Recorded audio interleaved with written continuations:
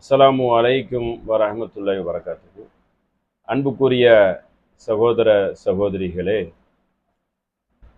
அல்லாஹு சுப்ஹானஹு வ தஆலா மனித குலத்தை படைக்கும் பொழுதே அவன் பாவம் செய்யக்கூடிய ஒரு கருத்தியலையும் சேர்த்து அமைத்திருக்கிறான். அதன் அடிப்படையில் குற்றம் பாவங்கள் இழைத்தால் அல்லாஹு ரப்புல் ஆலமீன் அந்த அடியார்களை எந்த அளவுக்கு மன்னிக்கிறான் என்றால், அந்த மன்னிப்பின் வாசலை அவன் இரு கையை நீட்டி வைத்திருக்கிறான். சந்திரனும் சூரியனும் சந்திரனும் சேரும் வரைக்கும், அதாவது ஒன்றா சேர்ந்து உலகம் அழியக்கூடிய அந்த சிறு கணத்திற்கு முன்னாடி வரைக்கும் என்ன செய்திருக்கான்? பாவ மன்னிப்பை ஏற்றுக்கொள்கிறான். அவ்வளோ வாய்ப்பு கொடுத்துருக்கிறான். சில சகோதரர் கேட்குறாங்க, பாவங்கள் செய்கிறாங்க சினிமா துறையில் நடிகைகள், அந்த இஸ்லாத்தை புதுப்பித்துக் கொள்கிறார்கள். முஸ்லீமாவே இருப்பாங்க, ஆனால் இஸ்லாத்துடைய கொள்கை கோட்பாடில் ரொம்ப பலகீனமாக இருப்பாங்க. கவர்ச்சியான முறையில் நடிப்பாங்க, தவறான பாதையை நோக்கி போவாங்க, மதுபானம் அருந்துவாங்க, ஏறக்குறைய முஸ்லீமே இல்லாத அளவுக்கு இருப்பாங்க, கற்சிலைகளை கூட வணங்குவாங்க. அப்போ இவர்களுக்கெல்லாம் பாவ மன்னிப்பு உண்டானா, அவர்கள் காபிராவே இருந்தாலும் பாவ மன்னிப்பு உண்டு. திருந்திட்டா அல்லாஹ் என்ன செஞ்சிருவான்? மன்னித்து விடுவான். அதற்கு அல்லாஹ் ரப்புல் ஆலமீன் அவன் திருக்குர்ஆனில் ஒரு வசனத்தை கூறுகிறான், எடுத்துரைக்கிறான். குல் யா இபாதி அல்லதி அஸ்ரஃபு அலா அன்ஃபுஸிஹிம், தனக்குத்தானே அநீதி இழைத்து கொண்ட அடியார்களே, எனது அடியார்களே, தனக்கு எதிராகவே உங்களுக்கு எதிராகவே நீங்க பாவங்களை சேர்ந்த எனது அடியார்களே, லா தக்னது மிர் ரஹ்மத்தில்லாஹ், நீங்கள் அல்லாவின் அருளில் நம்பிக்கை இழந்து விடாதீர்கள். அல்லாவின் அருளில் காபீர்கள் தான் நம்பிக்கை இழக்க முடியும், மூமின்கள் இழக்கக்கூடாதுன்னு இன்னொரு இடத்துல அல்லாஹ் சொல்லியும் காட்டுறோம். அப்ப நம்பிக்கை இழக்கக்கூடாது. நீங்க பாவம் தான் சேர்ந்துட்டீங்க, நான் தான் அந்த ஏற்பாடை சேர்ந்திருக்கிறேன், அப்போ தானே சொர்க்கம் பரிசு கொடுக்க முடியும். ஏதாவது சேர்ந்துருவேன், நீ என்கிட்ட பாவ மன்னிப்பு கேட்ப. நான் இருக்கிறதுனால தானே பாவ மன்னிப்பு கேட்கிற. நான் இருக்கிறேன் என்று நினைத்து பாவ மன்னிப்பு கேட்கிறிய, அதுவே என்ன நம்பிட்டங்கிற அர்த்தம் இல்ல. அல்லாஹ் இருக்க போய் தான் பாவ மன்னிப்பு கேட்கிறான், அல்லாஹ் மன்னிச்சிருவான் என்று. அப்போ எனக்கு தனக்குத்தானே நீங்கள் தமக்கு எதிராகவே வரம்பு மீறிய எனது அடியார்களே, எனது அருளில் நம்பிக்கை இழக்காதீர்கள். இன்னல்லாக யக்ஃபிரு துனூப ஜமீஆ, அல்லாஹு அனைத்து பாவங்களை மன்னிப்பான். ஜமீஆ என்றால் ஜமீ, அனைத்தும், அதுல விதிவிலக்கே கிடையாது. அப்போ சினிமா நடிகைகள் என்ன, நடிகர்கள் என்ன, மதுபானம் அருந்தினவர்கள் என்ன, என்ன தவறு செய்தாலும் அதிலிருந்து மீண்டு அவன் திரிந்து விட்டால் அவர்களுக்கு மன்னிப்பு உறுதி என்று அல்லாஹ் என்ன செய்யறான்? அவன் திருக்குர்ஆன் மூலியமாக வசனத்தை எடுத்து உரைக்கிறான். நான் மன்னிக்கத்தக்க இருக்கிறேன், நீங்க வெளியே நின்றுட்டு அல்லாஹ் மன்னிக்க மாட்டான்னு எப்படி யாராவது சொல்ல முடியுமா? சொல்லவே கூடாது, அது பெரிய குற்றமாயிரும். அல்லாஹ்வுடைய அந்த மன்னிப்பு வாசலை நம் மனிதர்கள் எடுத்து கையில் எடுத்து பயன்படுத்திடக்கூடாது. உன்னையெல்லாம் மன்னிக்கவே மாட்டான் அப்படின்னு மன்னிப்பு கேட்டால் அல்லாஹ் மன்னிச்சுட்டா நம்ம என்ன செய்வோம்? அதை கவனத்தில் வைத்துக் கொள்ளணும். மனிதனுக்கு தீங்கு இழைத்தா நம்ம சொல்லலாம், நீ எனக்கு ரொம்ப அநீதி இழைச்சிருக்கிற, நீ தௌபா பண்ணிக்க, நான் உன்னைய மன்னிச்சாதான் அல்லாஹ் மன்னிப்பான் என்று ஒரு எச்சரிக்கலாம்.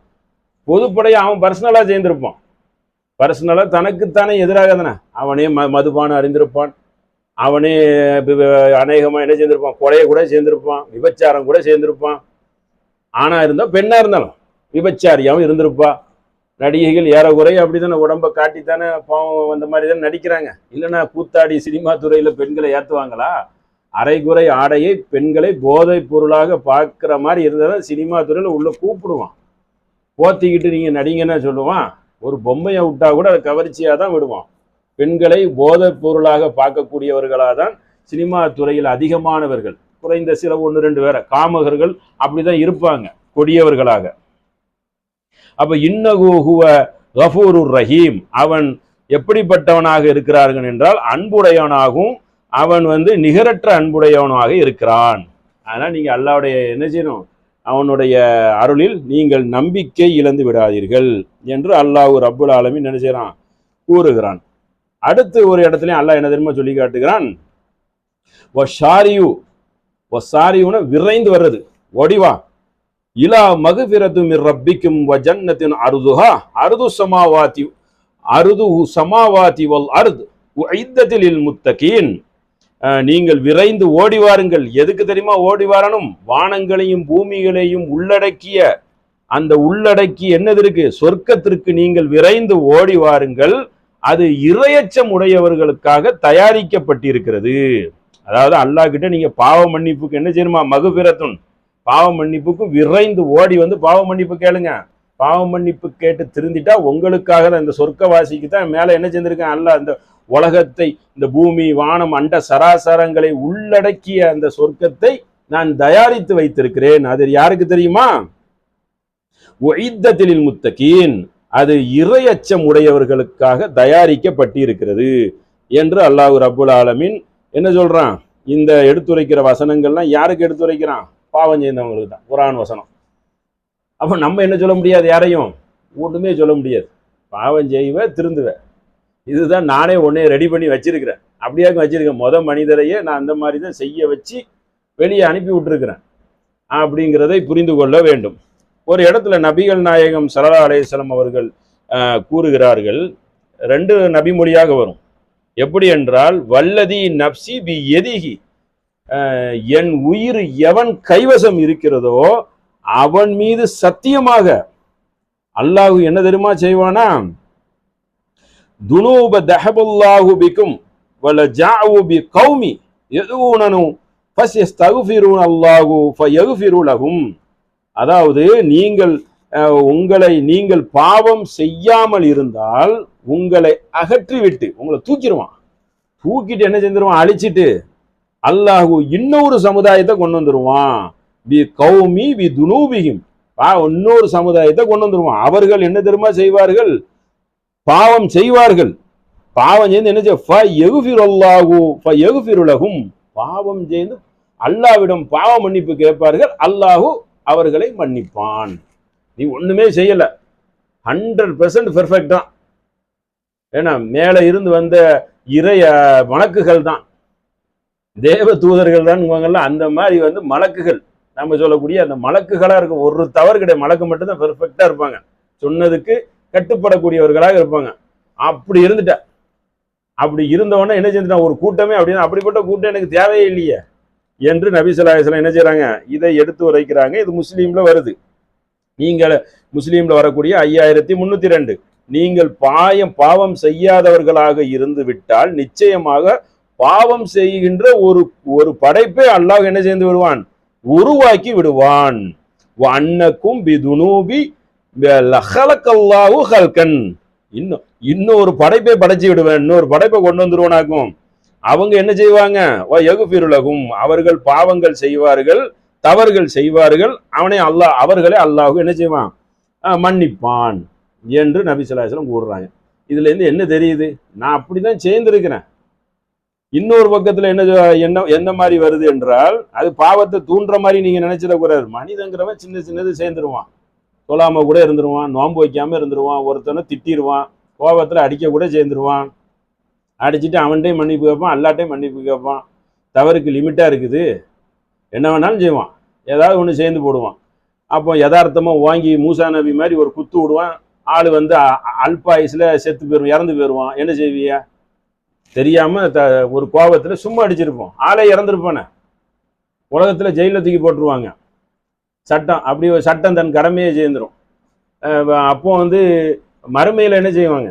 அல்லாஹ் மன்னிச்சிருவானே, ஏன்னா தெரியாம சேர்ந்தது இல்ல. அப்போ ஆதமுடைய மகன் எப்படி தெரியுமா இருக்கிறானா? நபிகள் நாயகம் ஸல்லல்லாஹு அலைஹி வஸல்லம் கூறுகிறார்கள், குள்ளு பனி ஆதம, ஒரு பக்கம் ஆதமுடைய மக்கள் தப்பு செய்யக்கூடியங்கிறது ஒரு நபிமொழி இருக்கு. குள்ளு பனி ஆதம யுக்தியில் பில்லைல வன்னஹார, அதாவது ஆதமுடைய மக்கள் ஒவ்வொரு இரவிலும் பகலிலும் என்ன செய்யறாங்க? சும்ம யஸ்தகுஃபிருனி ஃபஅக்ஃபிர் லஹு வலா அபாலி, அவர்கள் ஒவ்வொரு இரவிலும் பாவம் செய்கிறார்கள். யுக்தியு, தவறுகள் குற்றங்கள் இழைக்கிறார்கள். இழைச்சிட்டு என்ன செய்யறாங்க? அவனுக்கு அல்லாஹு மன்னிப்பு என்ன செய்யறான்? வழங்குகிறான். ஒவ்வொரு இரவிலும் ஒவ்வொரு பகலிலும் என்ன செய்யறாங்க? என்னிடம் பாவ மன்னிப்பு கேட்கிறார்கள். எப்படி வருது? வண்ணகாரி பில்லைலி வண்ணகாரி, பகல்னா இரவிலும், காலையில தப்பு செஞ்சா ராத்திரி மன்னிப்பு, ராத்திரி தப்பு செஞ்சா பகல்ல மன்னிப்பு. அந்த மாதிரி என்ன செய்யறது அகமதுல வரக்கூடிய நபிமொழி. அல்லாஹ் அவர்களை என்ன செய்யறான், அவனுக்கு மன்னிக்கிறான் என்று நபி ஸல்லல்லாஹு அலைஹி வஸல்லம் அவர்கள் கூறுகிறார்கள். அவன் மன்னிக்கக்கூடிய வாசலை நான் திறந்து வச்சிருக்கிறேன். அதுக்காக தப்புன்னா டெய்லி ரெண்டு ரெண்டு கொலையா பண்ணிட்டு வருவான் அப்படி அர்த்தம் கிடையாது. தவறுகள்லயே அலட்சியப்படுத்தக்கூடிய தவறுகள் இருக்கும். சில தவறுகளை அலட்சியப்படுத்தாமல் மன்னிக்க முடியாத பெரிய குற்றமா இருக்கும்.